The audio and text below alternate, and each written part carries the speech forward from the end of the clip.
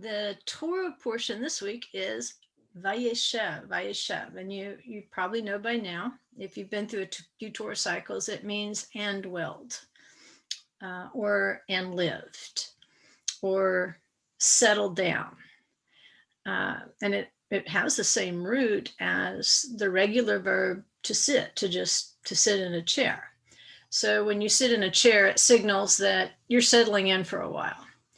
And the readings are Genesis 37:1 through 40:23, Amos 2:6 through 3:8, Psalm 112, and Matthew 18:1 through verse 18.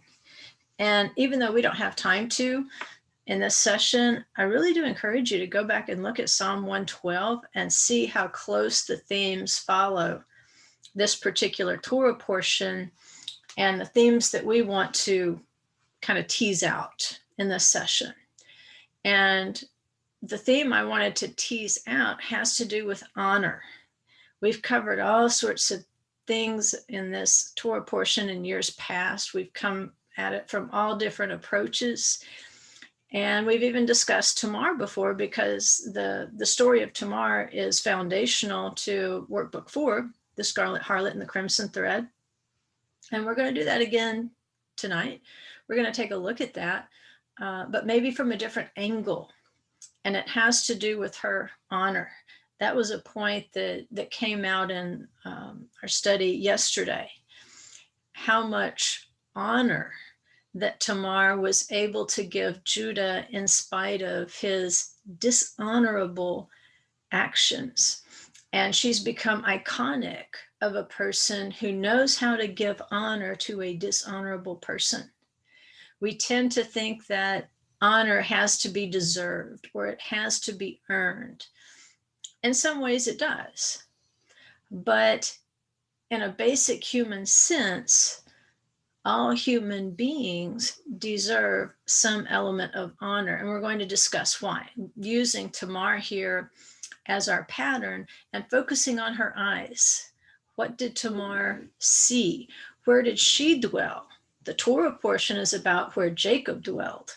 But in the same Torah portion, we're told where Tamar dwelled or where she sat.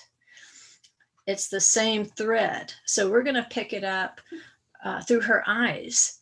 And then your homework, if you choose to accept it, will be based on a passage where Yeshua speaks of, if your eye offends you, pluck it out. And passages like that can be misunderstood if they're taken not just out of context, but taken out of the Jewish context of the first century. So we can use this Torah portion to unpack where Yeshua might have been going with that particular teaching.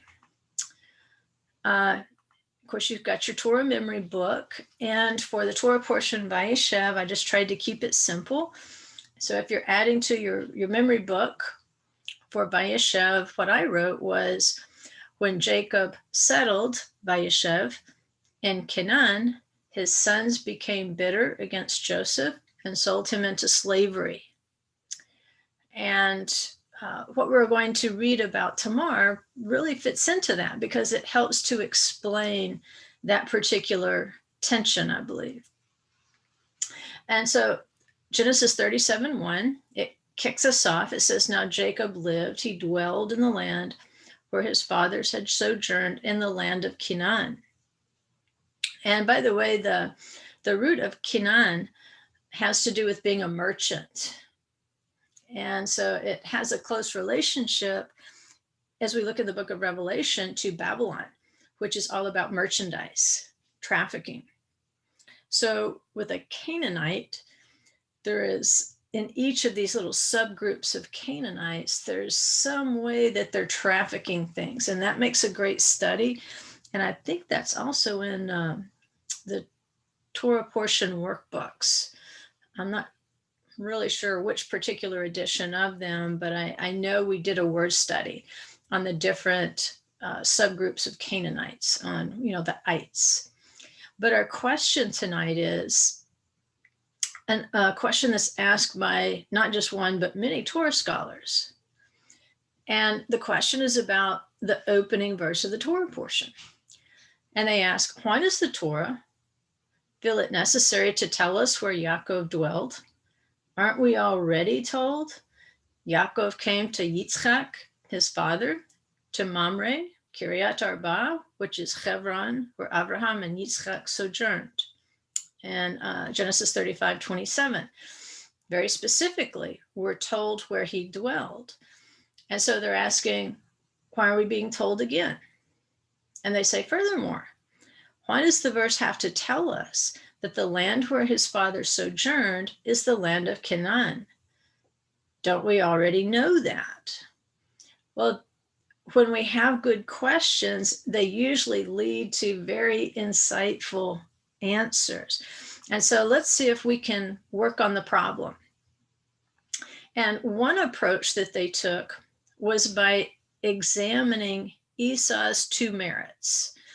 We've looked in years past at how up and down Esau's life was. He'd do a good thing, he'd do a bad thing. He'd do a good thing, he'd do a bad thing. He was very inconsistent, but he did have some shining moments. We know that he loved his father very much. We know that he liked to please his father. We know that he liked to spend time with his father. And in all the 20 plus years that Jacob was in Haran, building his family, Esau never left his parents. He stayed right there with his parents and cared for them, because remember, at this point, Isaac is blind and he needs the help. They have a huge camp. They inherited Abraham's souls. So he's got his own community that he has to manage, in addition to the flocks and the herds and the camels and so forth. So he even has to run a little government to keep things sorted out. And so Esau's, one of his two merits that they point out is that Esau, if we set aside the Canaanite wives, which he later tried to rectify, not the right way, but in the Esau way, instead of divorcing the Canaanite wives, he just goes and gets an Ishmaelite wife. He goes and gets a relative, thinking that that's going to fix the damage that he's done. But even that action, even though it's a little misguided, you can see that he does care what his parents think. He usually cares too late, but he does care. And so he does have some sort of inner sense that he needs to honor his father and mother. He stays with them, he cares for them. And even in his decision that he wanted to kill Jacob, nevertheless, he restrained himself and he honored his father and mother by saying, you know what, I won't bring them to grief by doing it while they're still alive. And so he's kind of made a decision to do a dishonorable thing in an honorable way. So he does have some merit, and most rascals do. Most rascals aren't 100% rascals. If you dig down a little bit, they might have, I don't know if we would call them redeeming qualities, because those qualities can't really redeem you. Yeshua redeems us. But in terms of character traits, we can see that there is some honor there to be salvaged if possible. Yeshua thought it was worth it to salvage the honor in dishonorable people. And so now that Jacob's returned after 20 plus years, he needs to perform these same mitzvot for his father. As the Midrash says, Jacob receives word that his mother has died as he's on his way back, because there's this strange little insertion into the text about how Rebekah's nurse died, and it's thought that she had brought this news that he needed to get home to see his mother. The nurse dies, and of course his mother dies. There's different variations on that. You might find a different version of it, but it appears that his mother did die before he reached home, which was our question last week. Why was Jacob circling the airport when it was time to land and to go to his father's house in safety? So now he has some time to make up for. He has the opportunity to fulfill the mitzvot, which Esau had been fulfilling, honoring his father and mother, as they age, taking care of them. So Jacob has some catching up to do. And if we compare them, we can't say this is a clear cause and effect scenario. But if we look at Esau and his descendants, they do remain in the land of Israel longer than Jacob. And they remain particularly longer on the territory that they are given in what's called Edom or Seir. They don't leave it. And this follows a principle. It kind of reminds us of what Esau was doing for the 20 years that Jacob was gone. Exodus 20:12, it says, honor your father and your mother, that your days may be prolonged in the land which the Lord your God gives you. And in Esau's case, his days were prolonged both in the land and in the land that he was given, which was Edom. When Jacob returns and he sees how much livestock is there and it can't be supported, he picks up and he moves down to Seir or Edom, and he prolongs his days. We even get the genealogy as we continue reading of the princes that descended from him. And then in Deuteronomy 5:16, it says, honor your father and your mother as the Lord your God has commanded you, that your days may be prolonged and that it may go well with you on the land which the Lord your God gives you. So even though Esau has lost the birthright and the blessing, we can see that these two promises are fulfilled in his life. His days were prolonged in the land which the Lord his God gave him. It went well with him. He told Jacob, he says, I have enough. You don't need to give me gifts. I have plenty. So I have been blessed. My days have been prolonged. And the sages say this is primarily because he simply honored his parents. He wasn't perfect, but he made an effort to stay with them. So let's look at the honor, because this is where we're going with Tamar, her ability to honor a dishonorable person. Honor your father and mother is stated twice. We know it's important. And we know they call it the first commandment with a promise, that if you do this, then there is a promise. Honor in Hebrew is kavod or kaved. It depends on how you're using it. In modern Hebrew, if somebody does an awesome job or a great job, you say kol hakavod, all the honor. You've earned it. Glorious, your ability here. So kaved is the imperative form of the verb when we're looking at the 10 words. And I went ahead and put the commandment up there, at least a fragment of it, so that you could see what it looked like in Hebrew. Kaved et avicha ve'et imecha. Honor your father and mother.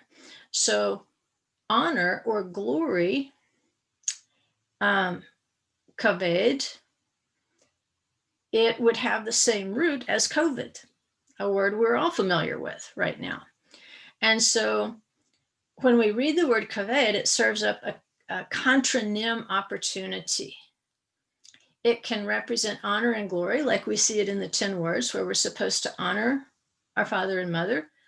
Its opposite is that it can mean anger and the liver. And we looked at this back when we looked back at Pharaoh's livered heart, when we looked at the onset of COVID-19 and the implications of the name of the virus. And when it broke out in a significant month on a significant day that we're not commanded, but the pattern in scripture is that we fast on that particular day, on the 10th of Tevet. And so as we look at kaved as a contronym, we can see that if you disrupt the divine laws of honor that apply to every human being, then you expose yourself to anger and to judgments. Just like last week when we were talking about if you break your vow, if you're slow to fulfill your vow, you can open yourself up to judgments. Same thing with honor. If you disrupt that divine plan for human beings, then you open yourself up to anger and judgment. And I cannot give you the exact site. It's one of those things I've read and I didn't mark it down anywhere. And if you look behind me, you can see how many volumes of the Mishnah there are. You could probably do a word search on it in Safaria and find it. But it says in the last generation, it says that parents will bow to their children, which should ring a bell if you've read the Torah portion. In Joseph's dream, Jacob interpreted it as Joseph thought that his father and mother would bow to him. And this is what the Mishnah says: in the last generation, it will be parents bowing to their children, and it's not seen as a good thing. It's seen as a complete disruption to the fabric of the universe, which is built on these 10 words that we must honor our father and mother. If we have fathers and mothers who feel obligated to bow to their children as though they are the heads of the household, and we see that a lot. I mean, we even see it reflected in commercials where you see children, whatever the ad is for what they're selling, somehow the ad portrays the children as being the smart ones and the parents as being the dumb ones, or the dull ones, or the slow to get it ones, the dimwits.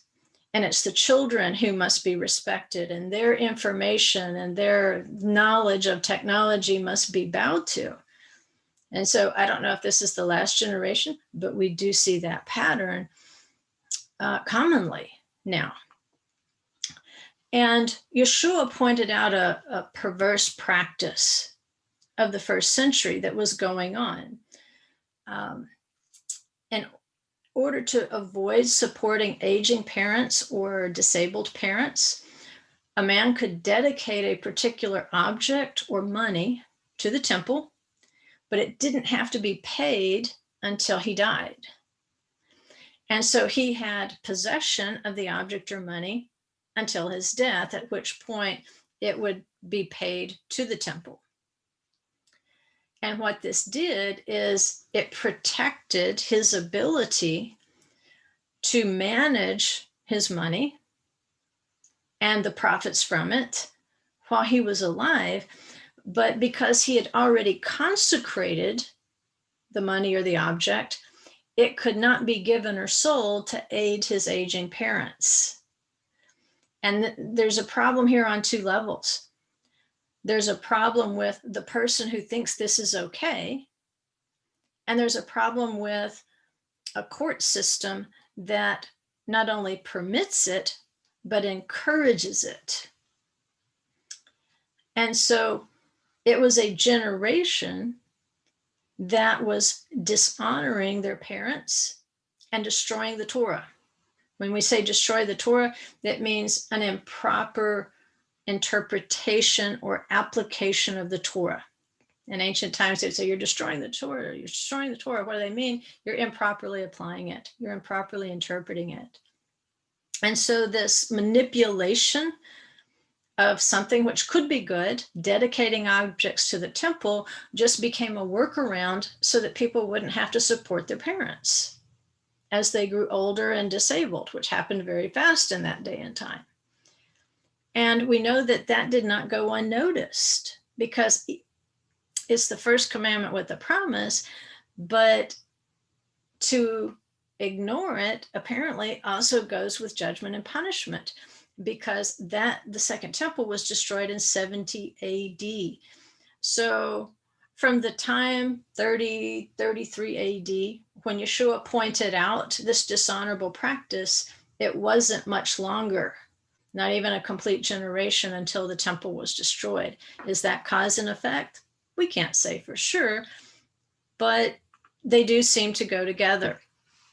So let's just review a little bit about the liver, the When we're talking about kaved as honor, we know it's also the liver. And we had this example back when we first started doing that Shabbat live stream on Saturdays. In Exodus 10:1, it says, the Lord said to Moses, go to Pharaoh, for I have hardened his heart and the heart of his servants, that I may perform these signs of mine among them. And in the Hebrew text, we see that what is translated as his heart is not really, there's more to it. There's more levels, because what has happened to Pharaoh, he has hardened the heart of his servants, but the description of what he's done to the heart is hikvadati. Hikvadati. In other words, he's saying, I've livered Pharaoh's heart. I've made it heavy, because the liver is seen as being the heaviest of the organs. And what's happening here, it's basically that Adonai has made Pharaoh's heart like a liver, kaved, heavy. And here's some explanations. If we want to look at kavod as the root there, kavod is the one we would be more familiar with. This is Strong's 35:13, and it does relate to weight, like the glory falling and you feeling a weight like you can't stand up, but in a good sense. It can mean splendor, glorious, glory. And what we're really looking at here for this Torah portion is honor. It denotes honor. It can also mean abundance, riches, dignity very much goes with honor. Reputation goes with honor. Reverence goes with honor. And this is what we see is Pharaoh's heart has the wrong kind of honor. He's filled with his own glory and honor. And when your heart is filled with your own glory and honor, when it has been made kaved, heavy, then you don't have room for anyone else. That you try to destroy the competition. And that's the pattern. Now, kaved can also literally mean the liver. Kaved can also mean heavy, stupid, difficult, hardened, heavy, slow, thick. So again, the wrong kind of honor, which is self-honor, can make you stupid. And we see that in Pharaoh. He had so hardened his own heart that he had made himself stupid. And he wasn't seeing the writing on the wall. And so in Psalm 16:8 through 10, we see an example of how the heart and glory, or the liver, kaved, tend to go together in context. It says, I have set the Lord continually before me, because he is at my right hand. I will not be shaken. Therefore, my heart, my lev, is glad, and my glory, kvodi, rejoices. So your heart and your liver, they have a relationship.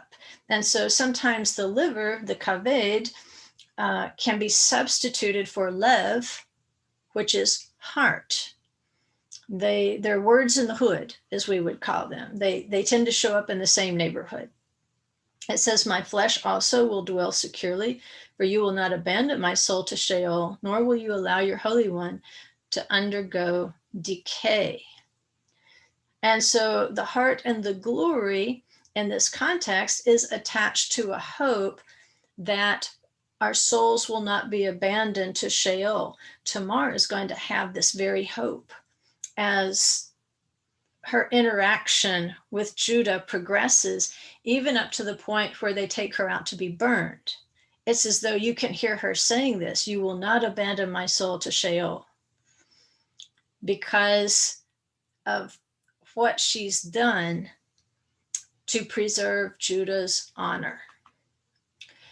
Also, as a review, we know, and I just did a screenshot from World Health Organization, where it tells us the Chinese authorities identified a new type of coronavirus, which was isolated on 7 January 2020.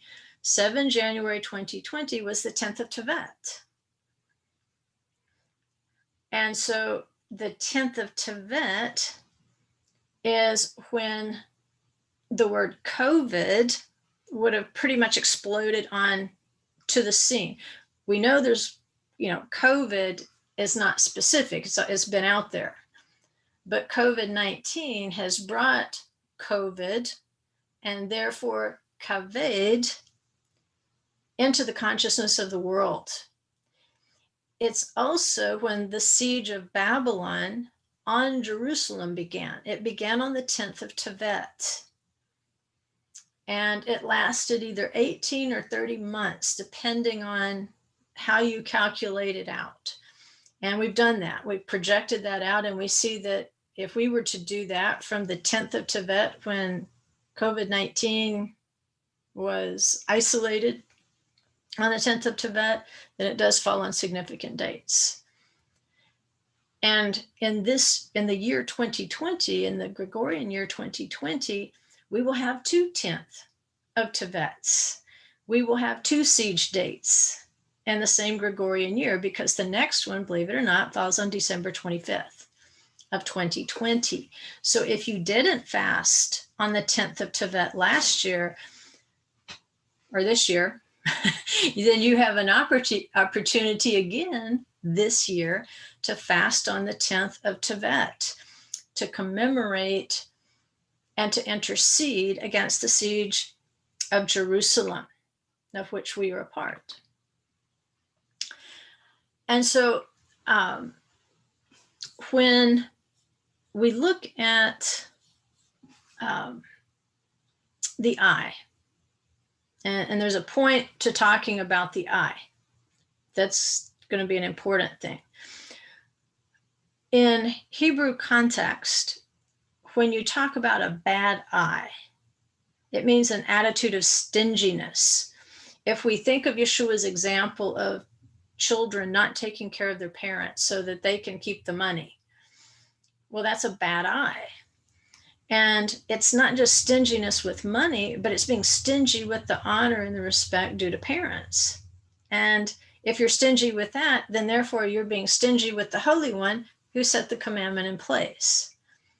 So if you're a person who can't honor Adonai and his parents, then you're probably a person who cannot honor other people who don't reciprocate to your animal soul.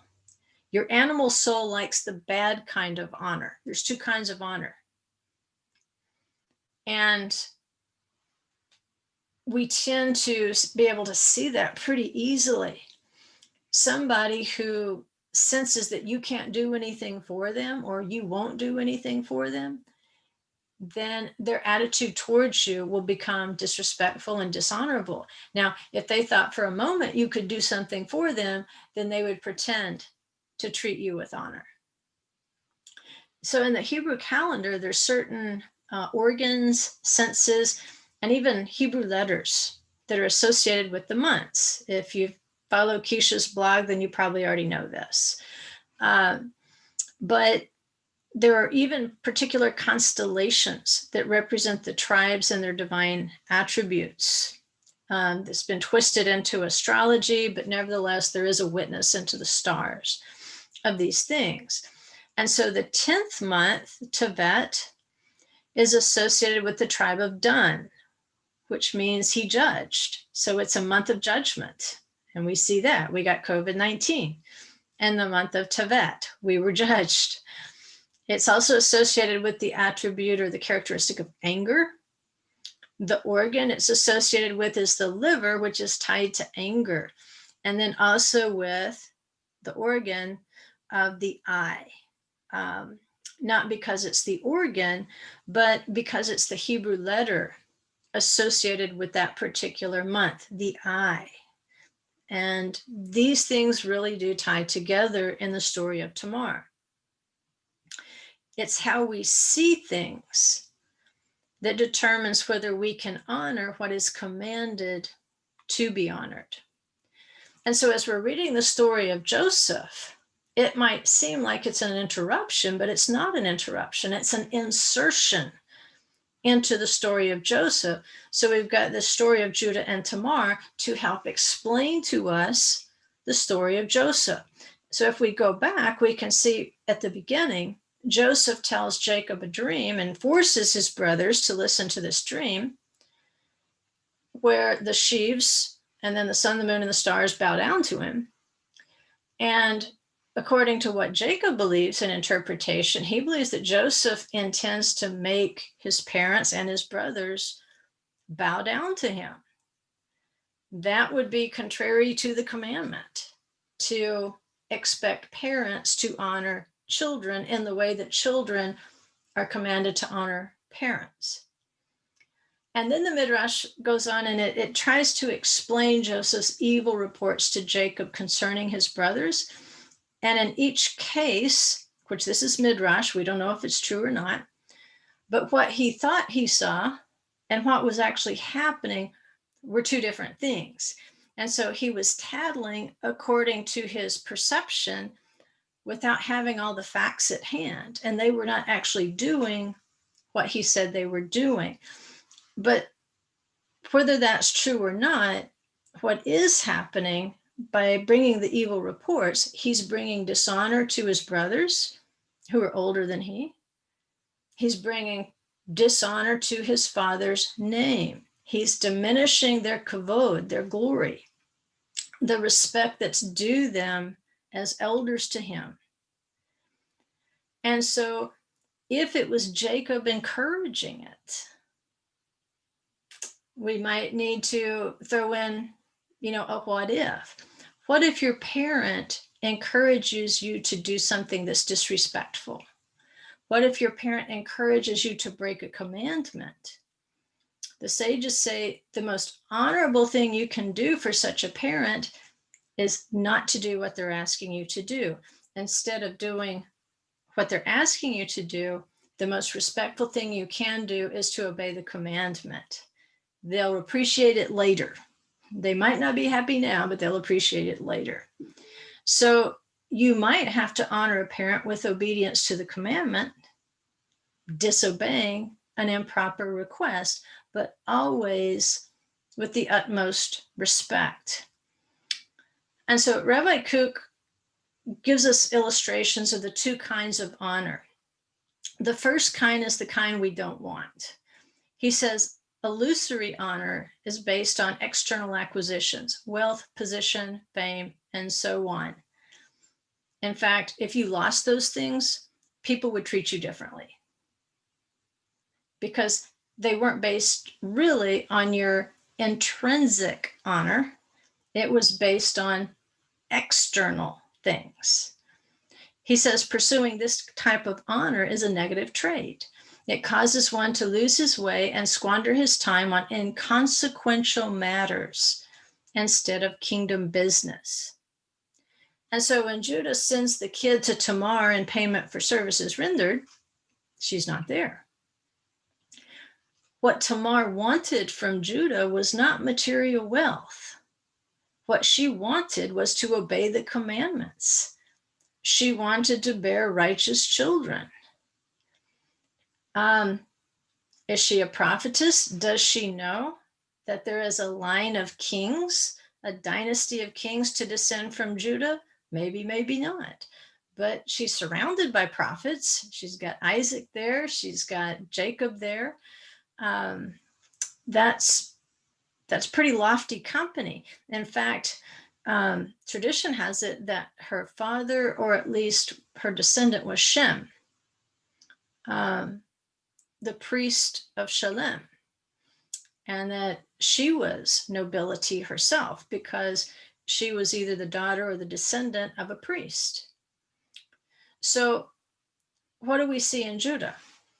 He's been squandering time with a Canaanite wife who was able to influence their children to evil.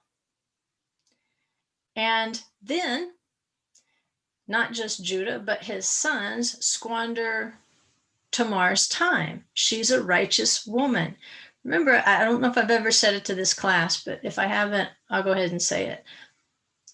So many times what we steal from people is their time. And it's very easy to do that without realizing that you're doing it. But for a righteous person, they know that their days are numbered. And they know that they only have so much time to fulfill the things for the kingdom that they are able to do. And when you waste their time with inconsequential matters, then are you really stealing from the person? Kind of. But most of all, you're stealing from the Holy One who has given them tasks to do. And so we see that Judah and his sons in this situation had become time and honor thieves, because the text tells us that it's after a long time that Tamar finally realizes, because Shilah's grown up, Judah's not turning loose of him. And so what Tamar is going to do is teach Judah an object lesson in seeking the kingdom with a wife that will please his righteous parents and bring righteous children to work and guard the kingdom of the Holy One with reverence. She's not consumed with inconsequential matters, things, and people. So the second type of honor is the honor that Tamar is concerned with. And so she's used as the example of this type of honor. And this is an inner quality of awareness of a human being's true inner worth, that each human being is a creation formed in the image of Elohim. And Rav Kook makes the assertion that this awareness is the very foundation of morality, even in the secular world. Only with this kind of honor can we live a life rooted in ethical and spiritual principles. Only then will we value the nobility of human life. If we don't recognize the nobility of human life, then we will think nothing of sacrificing them. We will think nothing of stealing their time. We will think nothing of stealing their honor. And he writes, it's preferable to forfeit life in this world rather than publicly shame another person, permanently disgracing him and ruining his honor. He's obviously never read an American newspaper or read an online article in an American newspaper. He says such a public defaming will bring about the loss of all value in living, a slow and degrading demise. And we've seen that. Shaming others is not unique to this generation. It just seems to have become a worldwide flood in this generation. And this can only bring about a slow and degrading demise. Once you destroy someone's honor, once you ruin him or her, it's not easily repaired.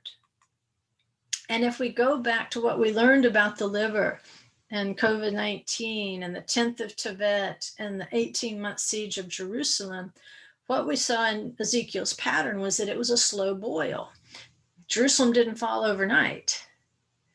It fell because of this slow heating of the siege, this slow demise that he's talking about when we dishonor other people. And so we've seen an exponential rise in what we know are triggers for such a siege, especially with the second temple. Yeshua just calls it out. It's dishonoring people. And so we shouldn't be surprised that a plague officially entered our world on the 10th of Tevet, and it's still slowly turning up the heat on what human beings are willing to say and do to one another. And when you think we can't go any farther than we've already done, then we can turn on the news and see that, yes, we can actually fall to a lower level of defaming one another. And so we see that this inner eye that Rabbi Kook was talking about, it's failing across the world. Despite multiple ways, my Hebrew tutor told me that Israel just experienced its third wave of COVID-19. So we're seeing multiple waves of lockdowns that should have given us time to focus that inner eye. And instead, what we see more and more out in the world is that this inner eye of nobility just keeps becoming dimmer and dimmer and dimmer. And especially politicians and activists who should be, doing positive things in the world, there is no low that they won't stoop to and how they speak of one another. We see self-righteous anger and judgment increasing. These are signs of the liver. These are signs of dishonor because it does bring anger. Remember, the liver and anger, they go together, just like Pharaoh's livered heart. But Tamar's example gives us hope. In Genesis 38:12, it says, now after a considerable time, remember when we have time thieves? After a considerable time, Shua's daughter, the wife of Judah, died. And when the time of mourning was ended, Judah went up to his sheep shearers at Timnah, and he and his friend Hira, the Adullamite. It was told to Tamar, behold, your father-in-law is going up to Timnah to shear his sheep. So she removed her widow's garment and covered herself with a veil and wrapped herself, and sat in the gateway of Enaim, which is on the road to Timnah. For she saw that Shelah had grown up and she had not been given to him as a wife. When Judah saw her, he thought she was a harlot, for she had covered her face. And, it said that she was so modest anyway that he rarely saw her face. So she wasn't as familiar to him as we would think she was. And so this is the area we know from the clues of where Judah went up to shear his sheep. This is the general area where he would have gone. And this is a picture of the road to Shiloh. But as you get up north of Jerusalem into this area, which later in the book of Joshua, it tells us that Enaim was close to a place called Tapuach. And we know where Tapuach was.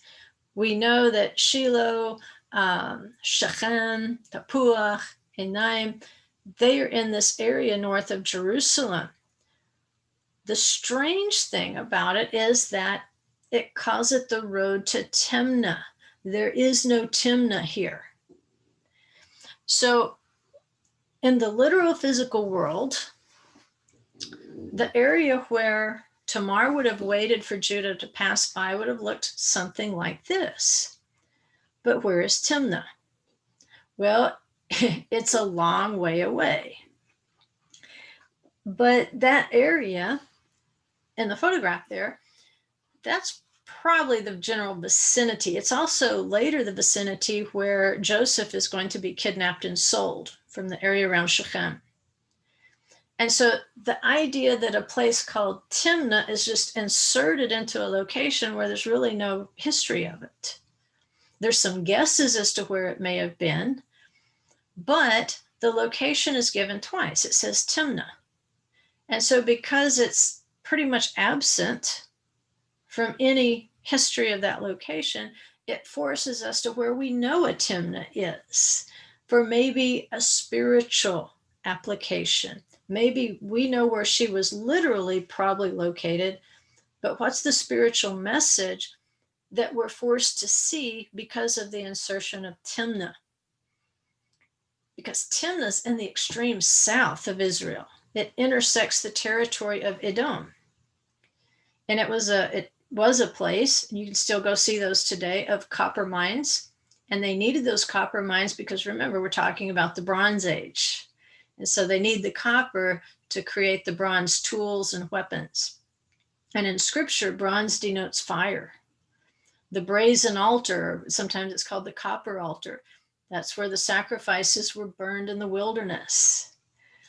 And so Tamar has kind of become a figurative sacrifice, and she's even threatened with burning. So if we look to where Timnah is, that we know it is, it's not a place where Judah would have taken his sheep to shear them. This is what it looks like. There's not going to be any sheep there. If it is, it's going to be a very small Bedouin flock. It's just not hospitable to sheep shearing. So again, it's having things that don't really go together that make us ask the question. Maybe there's a spiritual application I'm supposed to be seeing, not just a literal location where she's sitting. What can Timnah teach me that maybe the area of Shechem could not? So we'll look at Timnah. It comes from manah, and it means to deny, to keep back, to refrain, to restrain, or to withhold. This is exactly what Judah has done, and this is exactly what and Onan have done to Tamar, a righteous woman. They have withheld from her righteous children and a righteous marriage. The first mention of manah is in Genesis 32. It says, then Jacob's anger burned against Rachel, and he said, there's our anger, am I in the place of God who has withheld from you the fruit of the womb? So Jacob gives us some words in the hood here. Withheld, the root of Timnah, and he becomes angry with Rachel. And it has to do again with withholding the fruit of the womb, which is what has been withheld from Tamar.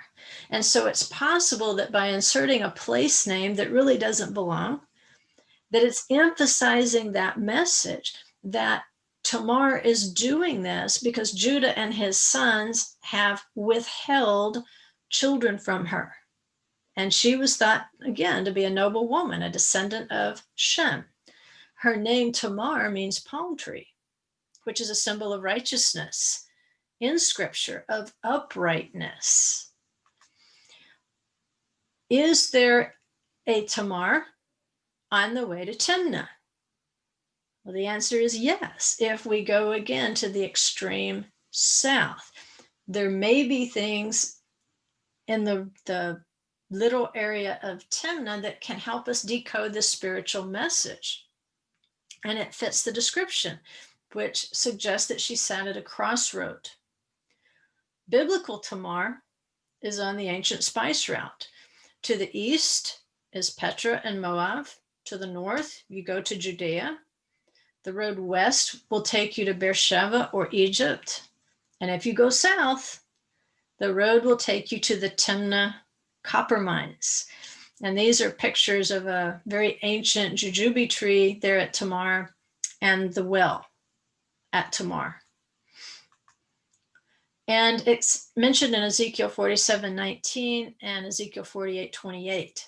It marks borders in the south. Tamar is, in fact, that region today is called Tamar Regional Council. That area is known as Tamar. And here's a map to help you kind of get a visual as to where the area called Tamar is. In the upper left-hand corner, you can see the pin there. It's below the Dead Sea. And then Timnah, if you keep going south on that road that goes by Tamar, it takes you down to the Timnah mines, which you can see in the lower right-hand corner where the pin is. So it's a bit of a hike, but it goes due south. So you would pass through Tamar, which is a place of crossroad. That's why that ancient fortress has been rebuilt so many times, because it's a perfect crossroad location.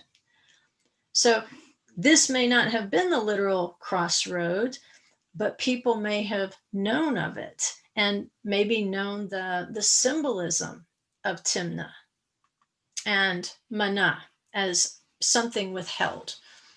So we know both and Onan were called evil in the eyes of Hashem. But where Tamar sat in wait, and the idea there is, look at the eyes. It's the eyes that keep coming up, and they're going to come up in a strange way again. When it tells us where Tamar sat, where she dwelled, just like the name of the Torah portion. She sat in wait for Judah, but typically your Christian Bible translations into English, and then those done by Jewish scholars, will differ as to where she sat is understood. Now, I just picked NASB because I use that a lot. So it says she removed her widow's garments, covered herself with a veil, wrapped herself, sat in the gateway of Enaim, which is on the road to Timnah. In the Art Scroll, it says she removed her widow's garb from upon her, covered herself with a veil, and wrapped herself, and she sat at a crossroads, which is on the road toward Timnah. She sat at a crossroads. That's critical.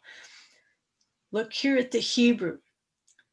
It says, Vayeishev bepechat einaim. So she sat, or she dwelled, at the opening, at the entrance of eyes. And this is how we can see that Vayeshev's subplots are all describing to us how the children of Jacob are dwelling in the land. And then in Joseph's case, how is he faring in exile as he dwells in exile? But in this little subplot, we can see Vayeishev is describing Tamar's dwelling. How is she doing? Well, we're told she's dwelling here as she waits on Judah at the opening of eyes on the way to Timnah. She's sitting at the opening of the eyes. And it says that she saw, you could see that in the Hebrew text, ra'ata. She saw Judah intended to withhold Shelah and children from her. So it's what's happening here at the opening of the eyes at Tamar's dwelling that's going to open Judah's eyes. And a crossroads, Rashi says, is called an opening of the eyes because it's the point at which the traveler must open his eyes to decide which way to go. And this is what is going to happen to Judah. When Tamar is found to be pregnant, Judah judges her. He sentences her to death by burning. Now, if she is a daughter or descendant of Shem, i.e. Melchizedek, that makes sense because he was a priest, and burning is the penalty for the daughter of a priest who is caught in immorality. But rather than shame Judah's honor, who was going to be the progenitor of the king dynasty, the monarchs of Israel, Tamar waits literally until the last moment to produce the three emblems that are accepted even within Judaism to be the emblems of Mashiach: the staff, the signet ring, and the garment. And so the staff is both a shepherd's staff, but it's also an object of tribal authority, a sign of Mashiach, where it says in Isaiah 11:1, there shall come forth a rod from the stem of Jesse. The garment where he wrapped himself, it's like a husband covering his betrothed as he marries her in a talit for the wedding ceremony. His signet ring is what seals legal agreements. So what Tamar did back when he didn't even know who she was, is she procured three things that signified his agreement to a marriage. And he even calls her a play on word, Hakadesha, the holy, which can also mean a temple prostitute, but that play on word there.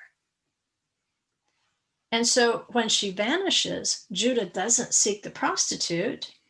He doesn't want the shame of the matter to become known. He doesn't want to diminish his own honor. And so Tamar also doesn't want to diminish his honor. And she gives Judah a chance to have her killed so that his transgression won't be found out. what she does allows him to seek the wrong kind of honor among his peers and family, who they think he is rather than who he is.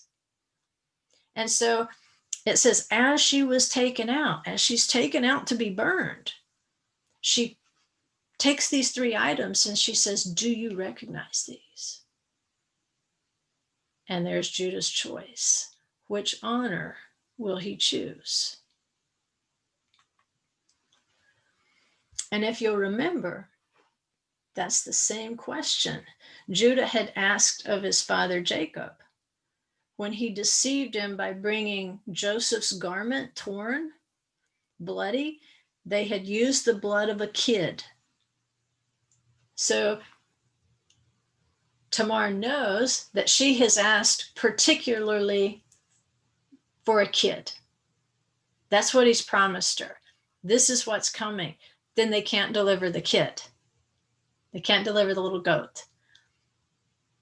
And so that particular thing, because we know he's on his way to sheep shearing. It doesn't say anything about goat shearing. He's on his way to sheep shearing. So he makes an effort to say, I'll send you a kid from the flocks. And then she asks him the same question. Do you recognize this? And so when she produces these 3 personal emblems, Judah gets the deeper question. Do you see? Do you see your deception? Do you see your dishonor to your father? Because the decision you make at this crossroad, the decision you make in this matter on the road to Timnah is going to lead to a decision in another matter on the road to Egypt. And that's the way our spiritual life goes. The decision we make at today's crossroad, which might make us feel humiliated and ashamed, may lead us to a great decision on a different road, where we needed that experience of choosing shame and humiliation rather than inconsequential honor and fame, the wrong kind of fame. We begin to practice that. So down the road, on the road to Egypt, we can step up like Judah did and say, I will guarantee Benjamin's safety. We will say, I will go and be your servant in place of Benjamin. I will sacrifice my life to save the honor and the life of another. And so we're left with that dilemma sometimes. We can conceal a temporary shame in exchange for the wrong kind of honor, or we can choose to be shamed now in order to obtain that greater honor of human nobility, when we will have that feeling that we've all had when we've done such a thing, and we knew that our behavior was conformed to the image of Elohim, that was a truly human decision that we made because of the way that he created us. And so there's a rabbit trail we don't have time to chase down tonight, but the sages refer to this verse relative to this Torah portion. And they read it, they say there's a possibility to read it a different way. Not that we all kind of read it and accept that, well, Adam and Eve were naked in the garden, it was no big deal. That was the way we were created to be. We were created to be naked. And it's only after sin that we needed clothes because of the insertion of his making the garment of skins for them after sin. But their question is, if they were naked, does that mean that they were always naked, or that they became naked in a situation where they should have been more modest? And is this what attracted the attention of the snake? That they were naked in a situation where they should have been covered? That's just one of those, for what it's worth, thrown in there. to make us think about shame and having a consciousness of what nobility and honor Elohim created us to have. So the gift of Tamar is her ability to salvage Judah's honor, even when he has just very hypocritically sentenced her to burning. And so rather than produce these three things to a trumpet blast and say, aha, I caught you, and I'm going to tell everyone what you did. Everyone's going to recognize these things if I tell them what they are. She doesn't do that. She waits till the last moment when they're taking her out. At her own trial, apparently, she doesn't speak up. She waits until the last moment, giving him every opportunity to choose his type of shame and honor. Does he want number one, or does he want number two? Does he want illusory honor, or does he want the God type of honor, the nobility that is intrinsic inside of him because of how he was created different from an animal? And so she's sacrificing. She is on the road to Timnah for sure. She is on that copper altar. She sacrifices her own honor so that he will open his eyes honorably. An eye is ayin in Hebrew. It can also mean a spring or a well. And there is a well in that picture I showed you. The water table has dropped, so it's not running right now. But in ancient times, it just gushed. So there is that well at biblical Tamar on the road to Timnah, but there's another spring nearby, a day's walk if you had a flock of sheep, and it's literally named Ein Tamar. It's, if you went by car, it'd be 20 miles. If you were on foot and went through the wadi, it would only be around 10 miles away. And so again, was this the actual site of their meeting? That's not probable.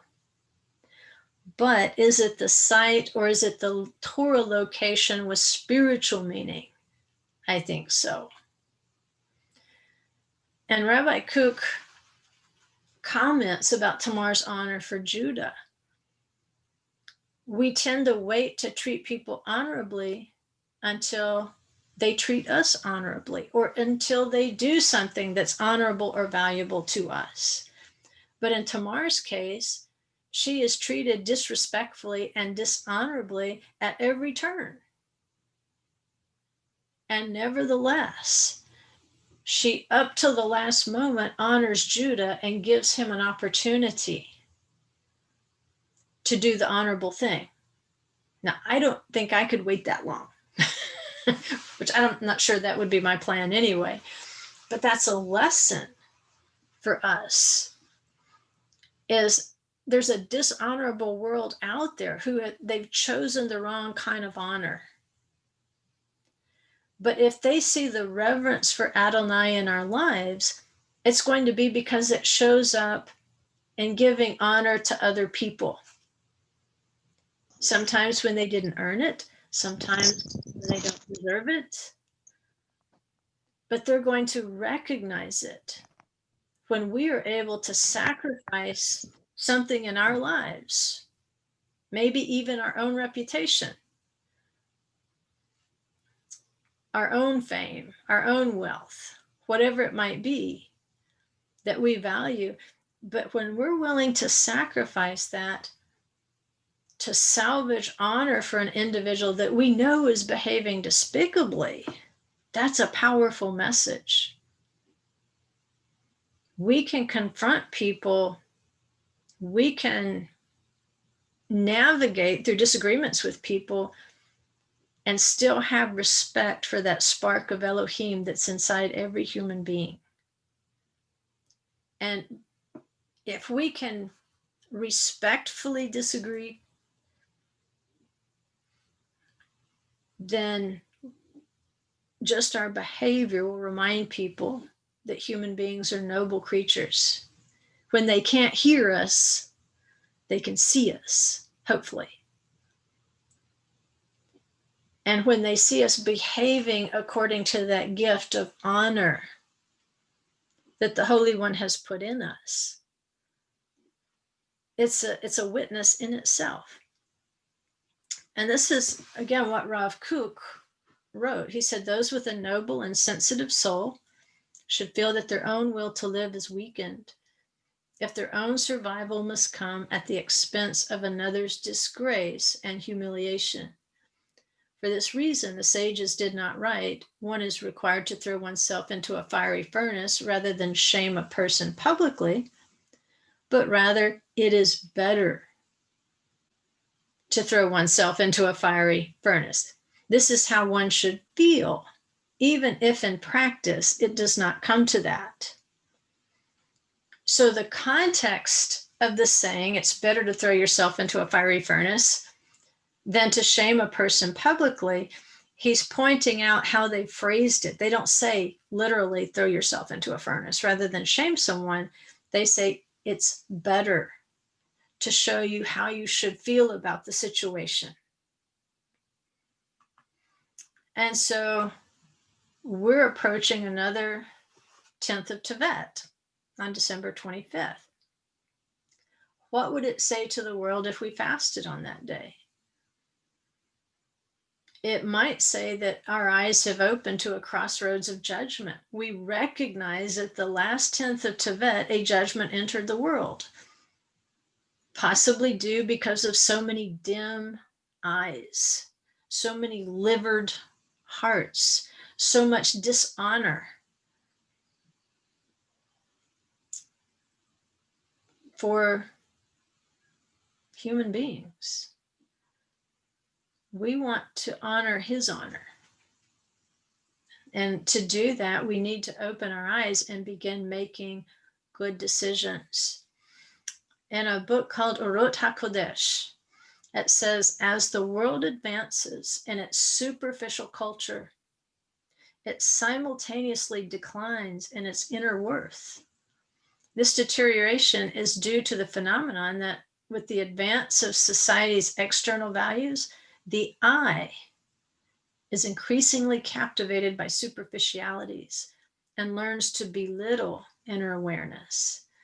Due to this process, humanity's true worth continually dwindles.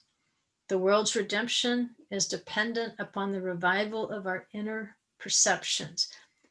In other words, it's not doing yoga. It's not doing Eastern chants. There's so many things now that people are turning to. They know they're trying to turn on that inner eye, but they don't know how. We know how. And it's our job to model it, to have a life of prayer. Because a life of prayer is a life that forces you to examine what's going on inside of you.